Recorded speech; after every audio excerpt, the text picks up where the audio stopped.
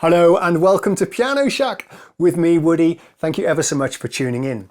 In today's video, I thought I would share with you my opinions on the strengths and weaknesses of this Roland GO piano. Then we'll compare it to the competition and we'll try and answer the question, is this the best budget piano for a beginner?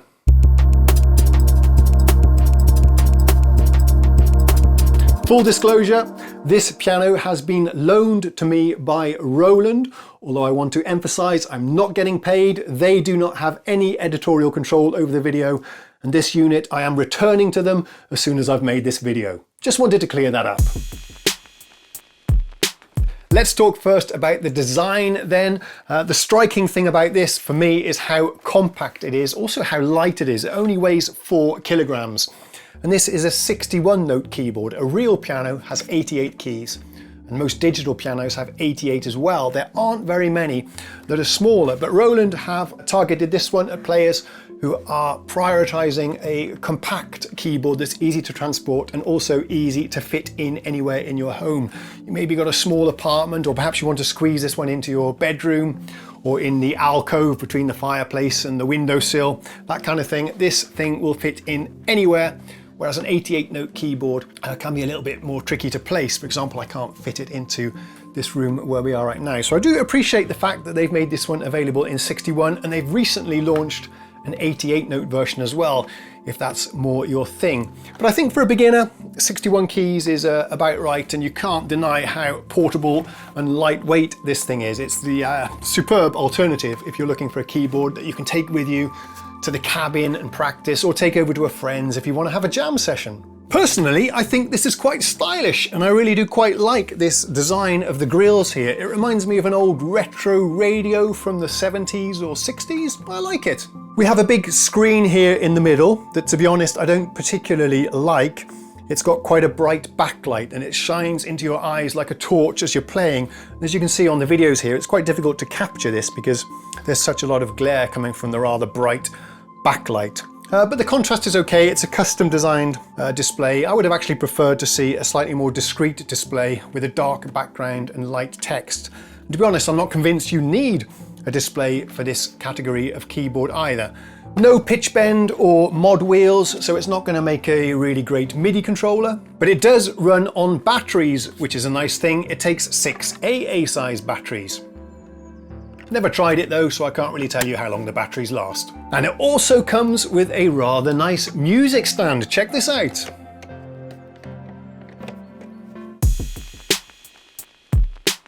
Let's talk a bit about the sounds. That's very important for a piano. You need a very good piano sound.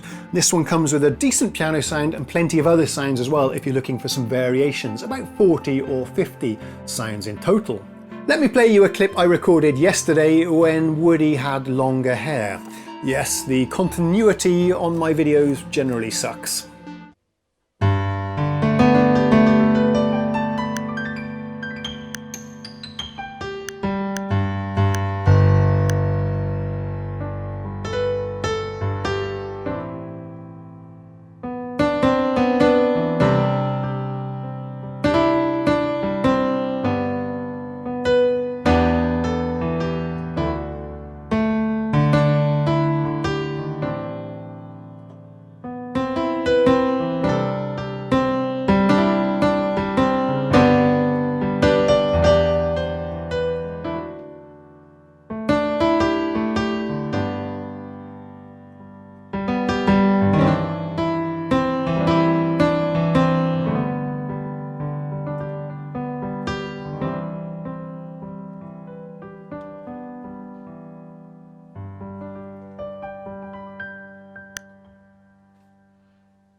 It's got these weird buttons that aren't actually physical buttons.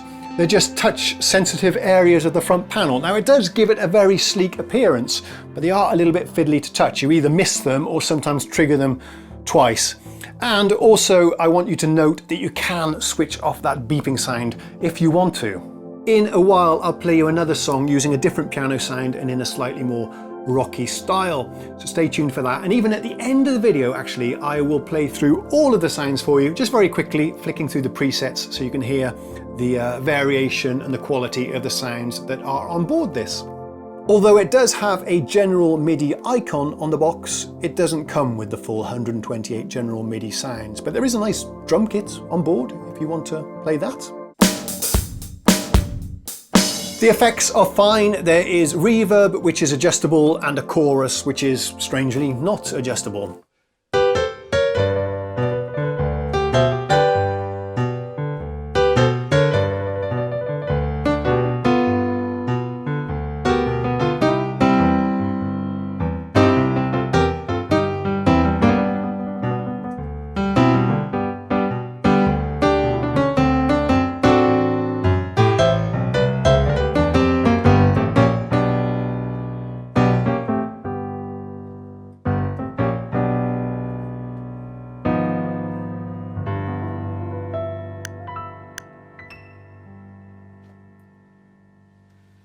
We only have a headphone output, there's no line output.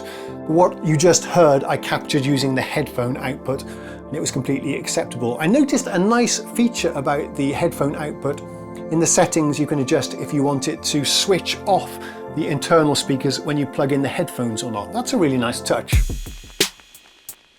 Another feature that's very important when you're choosing a digital piano is if it's velocity sensitive or not. What that means is that the harder you strike the keys, the louder the volume is, and also the brighter sound you get with it as well. And this is exactly how a real piano responds as well. And I'm happy to say that the velocity responsiveness on this one is really rather good.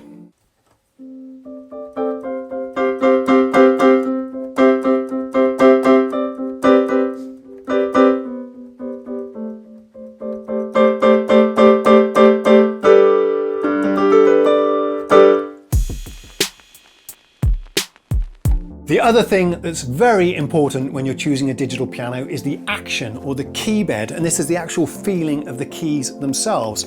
Now this one has full-size keys, I'm told, although they do feel somewhat narrower and shorter than a real piano to me, but that could be an advantage for a beginner when you're not able to stretch as well. They've got a lovely textured feel to them, which I like a matte non-slip feel to the keys. But I have to say that the actual sturdiness of the keys, the actual thickness of the plastic that they're using feels very thin. So they've got a very plasticky, hollow feel to the keys.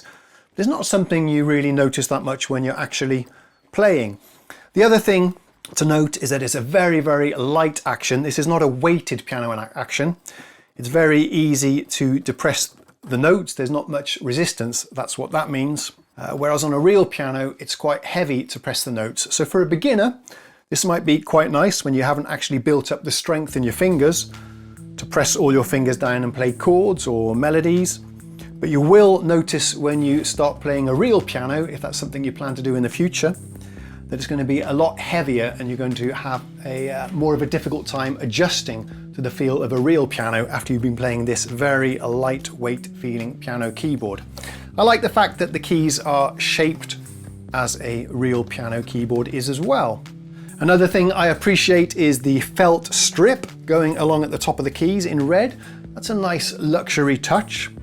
And I also like that the keyboard is fairly quiet. So if you're playing on headphones, you might not disturb your spouse, partner, or the rest of the family, whoever happens to be in the same room. It's pretty quiet, which makes it quite nice to record YouTube videos as well on, because it's not too much of a clattery keyboard and it feels really soft the way it bottoms out there, which is pretty good. But the eagle-eyed of you might have spotted that some of these keys are rather uneven.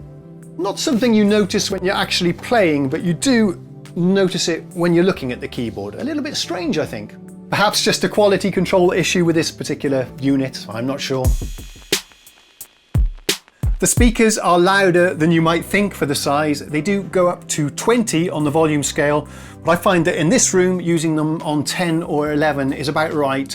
They sound pretty nice. There's no distortion until you wind it all the way up to 20, and then it starts to distort just a little bit. So keep the volume at 10 or 11 and you'll be good to go. And it's perfectly adequate for practicing by yourself or even performing with a couple of other acoustic musicians, a singer and an acoustic guitarist, for example. It'll be just fine.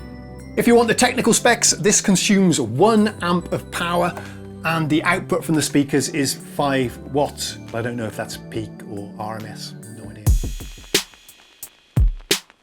Let's talk about the connections then. All of the physical connectors are on the middle of the back panel, starting with a headphone output, which is just one of those small 3.5mm jack plugs. I guess the thinking here is most of these users probably won't have professional studio headphones. They're more likely to have a set of earbuds and they'll plug straight into here. Although those earbuds tend to be quite short, so I would have preferred to see that on the front of the instrument. Then we have an external in where you can connect an MP3 player, a hi-fi or your phone into there. Although there's no need for you to do that because this one has Bluetooth audio and Bluetooth MIDI built in, which is a lot more convenient than messing about with cables. Then we have a foot pedal input for your sustain pedal. That will allow you to press the pedal down and hold down the notes as you play. There's some nice legato effects. Then we have the power input. This thing has an external power supply, as you might expect. And it's also far too short. Roland should have made the cable at least 1 or 2 meters longer. When I put the piano up on the desk, the power cord and the plug barely reach down to the ground. So I have to go and find an extension cable. It's a little bit inconvenient and unnecessary as well. Why not just make the power cable a little bit longer? Finally, we have the USB, which is used to send MIDI data to and from the computer, and perhaps in the future to do firmware upgrades, that kind of thing. I really dislike, probably more than I should, the micro USB format there. I don't know why they didn't put a slightly bigger USB connector in there. There's plenty of space, and that would have made it sturdier and less likely to break. As typical for keyboards in this price class, this is completely made of plastic, which means it's very lightweight, but some of these keyboards can be a bit susceptible to bending and flexing if they're not made sturdily enough, but I'm happy to report this one is quite okay. You can see me pressing it there, and it does have a little bit of flex to it, but nothing too bad, and you certainly won't notice it when you're actually playing, so it's pretty good in that regard. It is very lightweight, and I was worried it was going to slide around on the stand here, but it's actually pretty stable. We touched on it earlier, but this has both Bluetooth MIDI and Bluetooth audio, and you can even use this as a pair of Bluetooth speakers.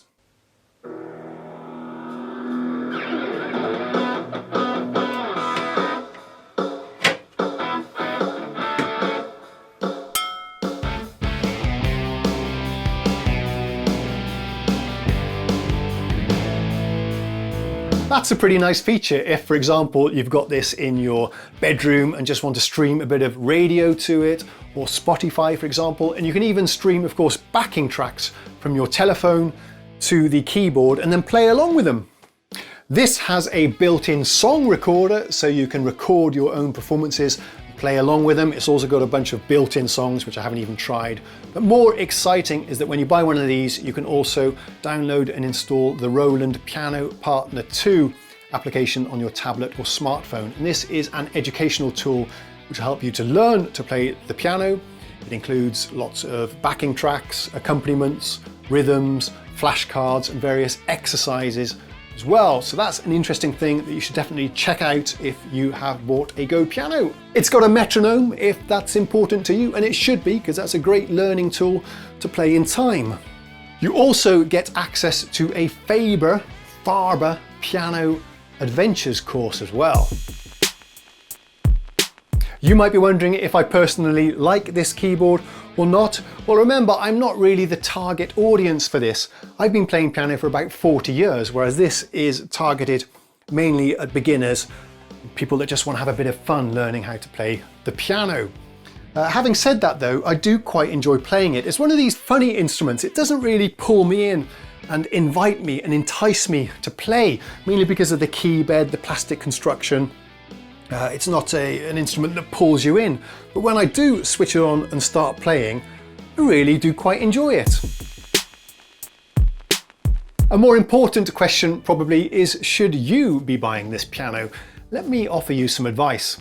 We already mentioned that you need to be looking for a keyboard with a good key bed action, which is touch sensitive, and you need good piano sounds. And this one delivers on all of those fronts. I think it's got a better software bundle, plus the Bluetooth connectivity, than some of the other competitors in the same price class. And we're going to talk about the other competitors a little bit later in the video as well, so you'll know what other pianos and keyboards you should be checking out before you make your decision.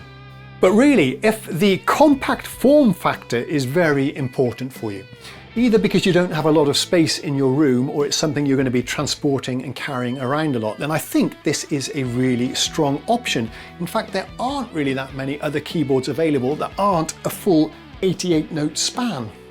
So if space is a premium, then this is a solid choice and should definitely be on your list of keyboards to check out. However, if you do have space for an 88, then I would recommend spending a little bit more and getting one of those instead. For starters, you get the full 88 note range that you get on a real piano, but more importantly, you get a weighted keyboard. The keys will feel much more like a real piano with a lot more resistance when you play them. And that's going to allow you to play more accurately, with more precision, with a lot more expression and feeling as well. So that's well worth it. Plus, these slightly larger pianos tend to be more stable, more robust, heavier, more solid, more enjoyable to play, and the sound systems, the speakers, tend to be better as well. So I would recommend, if you don't need a compact keyboard, spending a little bit more and getting a slightly bigger and better instrument. So let's talk about some of the other keyboards that you should be checking out. I've got a little list here. Let's talk about them in order from cheapness to the more expensive ones. And we'll stop when we get to about 500 bucks. We're going to be talking in the US dollar currency here, just for convenience, and most of my viewers are from the USA. So let's start with the cheapest option, which looks to be a pretty solid option for the price, actually. This is the Yamaha NP12. And then we have the NP32, which is the exact same instrument, but with a slightly longer keyboard. Both of those should be on your shortlist. And if you get the possibility to try those two and the Go Piano together, I encourage you to do so. Then comes the Go Piano at the current price there. Please check the prices in your area because these are subject to change, of course. Roland have recently released the Go Piano 88, which costs a little bit more money, of course. But if you're going to be spending that kind of money, I would pay a little bit more myself when you are making the investment in an 88 note. Then I would recommend you going for a fully weighted keyboard instead of the light feeling keys that you get on the Go Piano. And there's a really interesting product from Yamaha, the P45, which costs just a fraction more.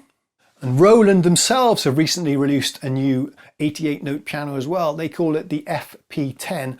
This one has Roland's state-of-the-art supernatural piano sound technology. If it were me and I had the space, I would be choosing between the P45 and the FP10 if I had about 500 bucks to spend. Also, don't neglect CASIO. The availability of the CASIO pianos seems to differ in different regions, but there's the CASIO PRIVIA range and the CASIO CDP.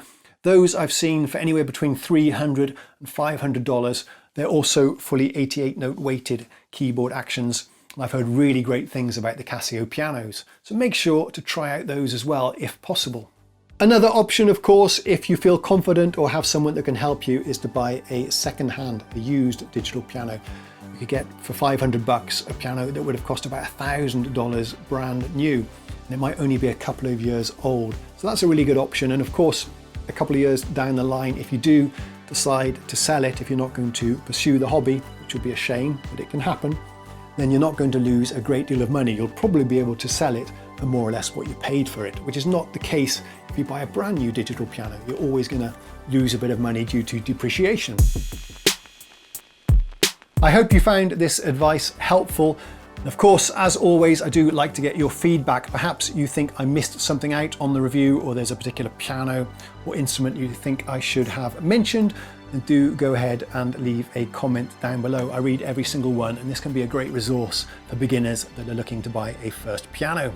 Before I leave you, just a quick plug for my website, woodypianoshack.com. You can head over there right now and get a free invite to my Discord chat server where you can hang out with me and discuss topics like this and everything else under the sun. Completely free of charge. I'd love to see you over there. Great place to chat with me and all other like-minded people. I hang out there at least once every day and probably spend a little bit too much time there, really.